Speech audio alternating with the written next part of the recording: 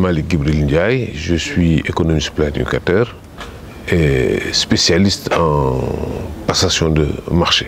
Comme je l'ai dit précédemment, c'est à la suite d'un repos forcé que j'ai été contraint, au lieu de me tourner les pouces, j'ai mis à profit ce moment pour écrire ma passion, ce que j'ai fait de la passation des marchés.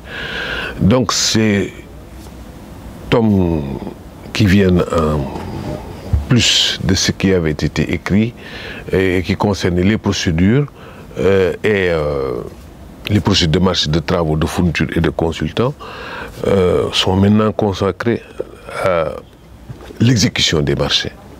Ces marchés qui ont été passés, comment est-ce qu'on les déroule?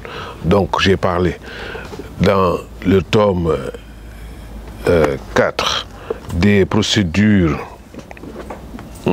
d'exécution des marchés, les procédures techniques, donc avec des annexes pour montrer comment est-ce qu'on déroule au mieux toutes ces procédures. Parce qu'effectivement, vous n'êtes pas sans ignorer que tout ce qui avait été préparé au niveau du processus de passation entraîne des dommages parfois au niveau de l'exécution des marchés. C'est pour ça que j'en ai parlé en long et en large, pour que les gens puissent connaître les tenants et les aboutissants de ce qu'il y a dans l'exécution des marchés du côté technique. J'ai aussi parlé dans le tome 5 de l'exécution financière des marchés, notamment comment on fait les avenants à incidence financière, comment on paye les décomptes et quels sont les liens qu'il y a entre les différentes garanties.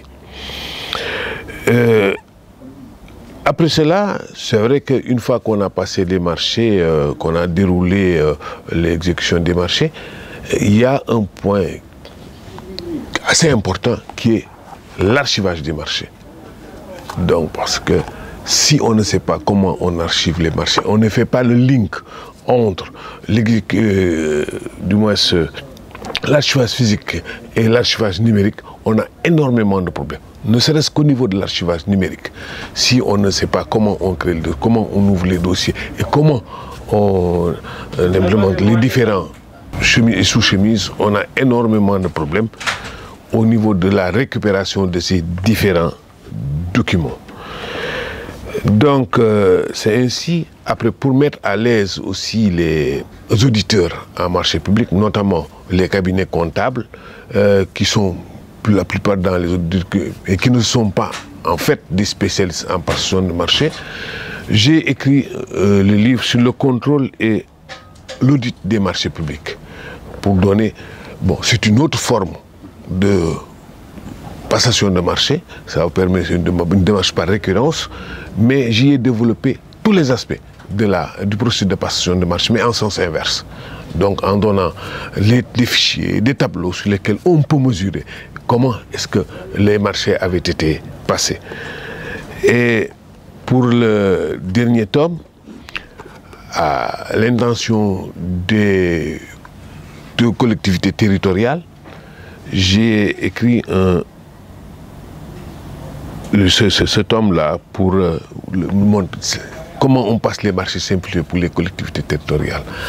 Avec à la clé des annexes, un ensemble d'annexes, près de 40 à 50 annexes, qui comportent des modèles de lettres, des modèles de fichiers pour pouvoir dérouler toute l'opération de passation de marché.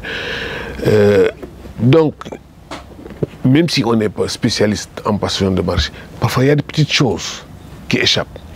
Donc, et que seule la pratique peut aider à les avoir. Donc j'ai essayé de les consigner ici.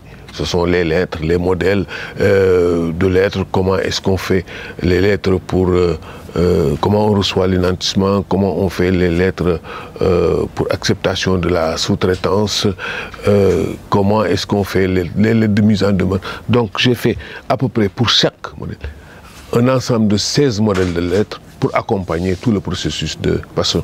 Voilà la quintessence de ces 5 tomes qui viennent s'ajouter au tome de la passation des marchés.